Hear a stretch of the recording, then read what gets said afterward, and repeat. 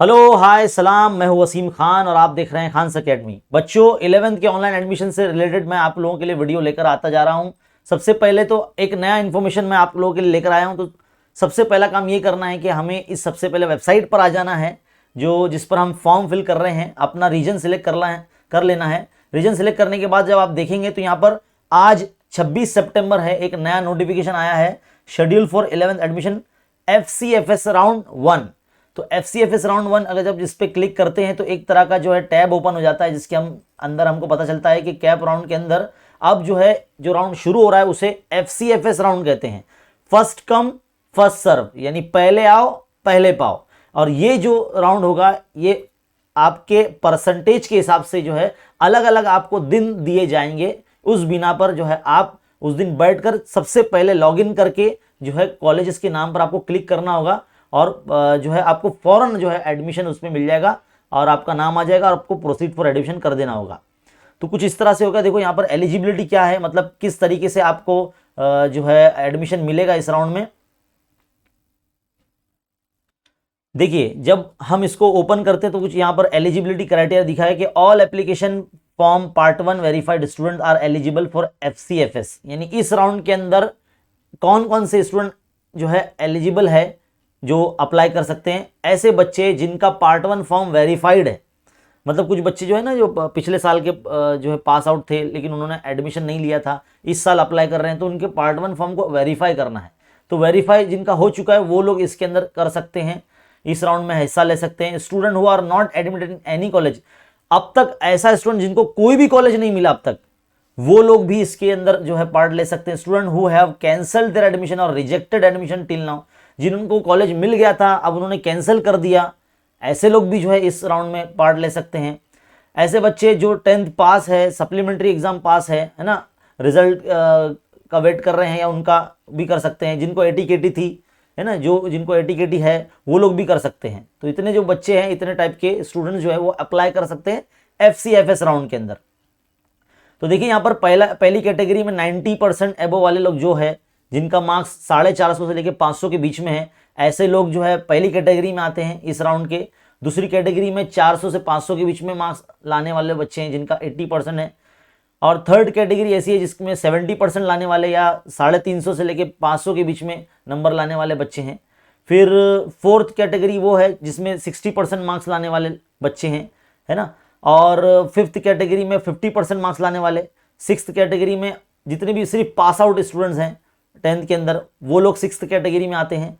और 7th category में ऐसे बच्चे आते हैं जिनको KT है और या फिर जो सिर्फ पास हो चुके हैं, है ना, सिर्फ पास, जैसे कि मतलब 35% है, 40% है। तो करंट वैकेंसी मतलब आप देख सकते हैं, उसके बाद ही जो है आप अप्लाई कर सकते हैं। याद रखिए, परसेंटेज के हिसाब से अलग अलग कैटेगरी को अलग अलग दिन दिया गया। ध्यान से देखिए, टाइम टेबल दिखा रहा हूं मैं आपको।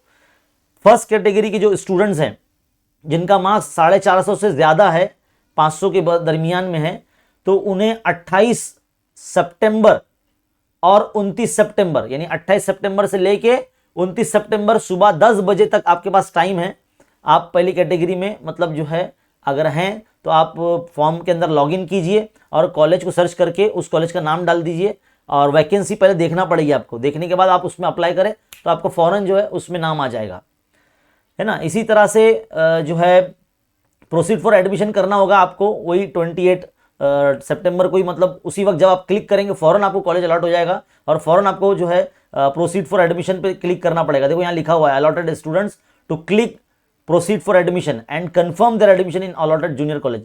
और जिस कॉलेज का आप चाहते हैं कि भाई आपका नाम वहाँ आना चाहिए, तो वही कॉलेज का नाम डालिए अगर उसमें वैकेंसी है तो, है ना। जैसे ही आप नाम डालेंगे वैसे ही फौरन आपको मैसेज आ जाएगा कि भाई आपका नाम इसमें आ गया, प्रोसीड फॉर एडमिशन क्लिक कर दीजिए, आपका एडमिशन कंफर्म हो जाएगा।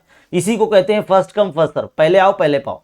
लेकिन जितने जल्दी में अगर आप क्लिक करेंगे उतने जल्दी ये होगा, जितना लेट करेंगे उतना आपकी जो हाथ से ये बात जा सकती है ना, सीट निकल सकती है। फिर 29 सितंबर को शाम 8 बजे तक जो है आपके पास टाइम है कि आप अपने उस जूनियर कॉलेज में जो है जाकर या फिर उसकी वेबसाइट पर जाकर आप अपना डॉक्यूमेंट अपलोड कर सकते हैं या फॉर्म भर सकते हैं। फिर दूसरी कैटेगरी जो है जिनके मार्क्स 400 से लेके 500 के बीच में है, यानी जिनका परसेंटेज जो 80 से है या 80 से ज़्यादा है, तो उनको 30 सितंबर से लेके 1 अक्टूबर तक का टाइम दिया गया है, सुबह 10 से लेके दूसरे दिन की सुबह 10 बजे तक। वहां पर भी आपको ऐसे ही करना होगा, कॉलेज सर्च करना होगा, है ना, जिसके अंदर आपको वैकेंसी नजर आ रही है वो कॉलेज का अगर नाम डालते हैं आप, फौरन आपको मिल जाएगा। जैसे ही मिल जाएगा तो प्रोसीड फॉर एडमिशन पे क्लिक करना है, फटाक से हो जाएगा।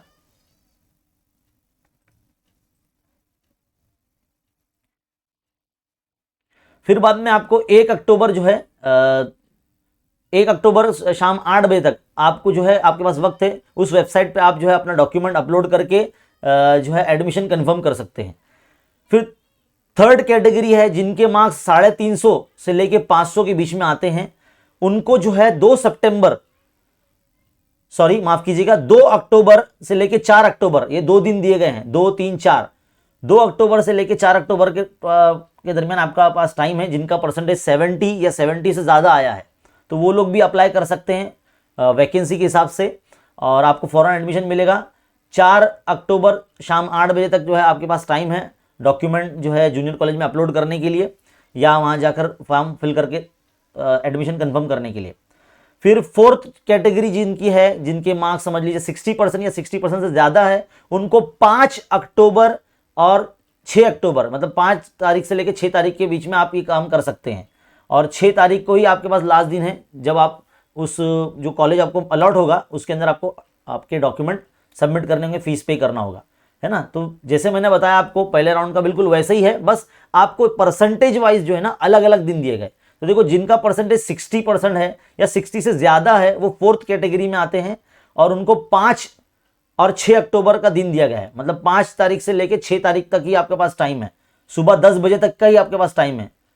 समझ में आया, देखो यहाँ लिखा हुआ है 5 अक्टूबर सुबह 10 बजे से लेकर 6 अक्टूबर सुबह 10 बजे तक आपके पास टाइम है। आपको पहले तो पता करना होगा किस कॉलेज में वैकेंसी है, किस कॉलेज में सीट खाली है, उसका नाम डालना होगा। जैसे आप नाम डालेंगे फौरन जो है आपको कॉलेज अलॉट हो जाएगी, इसमें दिन नहीं लगने वाले हैं, है ना। जैसे ही नाम आ जाएगा आपको उधर पे टैब ओपन हो जाएगा, प्रोसीड फॉर एडमिशन पे क्लिक कर देना, जैसे मैंने आपको बताया बिल्कुल वैसे ही।